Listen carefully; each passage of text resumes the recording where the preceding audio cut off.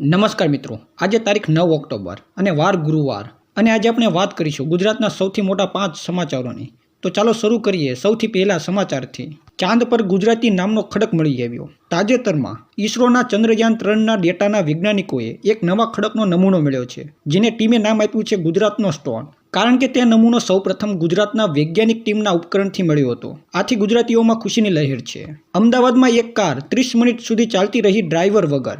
શહેરના થલતેજ વિસ્તારમાં સીસીટીવીમાં એક કાર 30 મિનિટ સુધી રોડ પર ચાલતી દેખાઈ, પરંતુ અંદર કોઈ ડ્રાઈવર ન હતો। પછી ખબર પડી કે એઆઈ ટેકનોલોજીવાળી ટેસ્ટ કાર હતી, જે ટ્રાયલ દરમિયાન સિસ્ટમ ફેલ થતાં રસ્તા પર ભટકતી રહી। સુરતમાં ઘરના ટોયલેટમાંથી 5 ફૂટ લાંબો સાપ બહાર આવ્યો।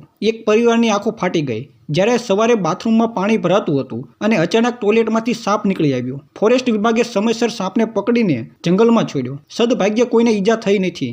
વિદ્યાર્થીએ બનાવ્યો ફ્લાઇંગ સાયકલ, હવે ઉડશે ગુજરાતની ગલીઓમાં। રાજકોટના એન્જિનિયરિંગ વિદ્યાર્થીએ બનાવેલ સાયકલ હવામાં 20 ફૂટ સુધી ઉડી શકે છે। આ ઇનોવેશન સોશિયલ મીડિયા પર વાયરલ બની ગયું છે અને સરકાર હવે તેને પ્રોત્સાહન આપવાની તૈયારીમાં છે। 100 વર્ષ જૂનો તાળું ખુલી ગયું, અંદર મળી અજબ ચીજ। વડોદરાની હવેલીમાં મળેલા 100 વર્ષ જૂના તાળાને ખોલવામાં આવ્યા બાદ અંદરથી મળી સોનાની નાની પ્રતિમા અને જૂના સમયના પત્રો। હિસ્ટોરિયન મુજબ આ તાળામાં કોઈ રાજ પરિવારનો ખજાનો છુપાયેલો હતો। તો મિત્રો, આ હતા આજના રોચક અને અનોખા સમાચાર। કયા સમાચાર તમને સૌથી વધુ રસપ્રદ લાગ્યા કોમેન્ટમાં જરૂરથી લખજો। અને જો આ વિડીયો તમને ગમ્યો હોય તો લાઇક, શેર અને સબસ્ક્રાઇબ કરવાનું ભૂલશો નહીં।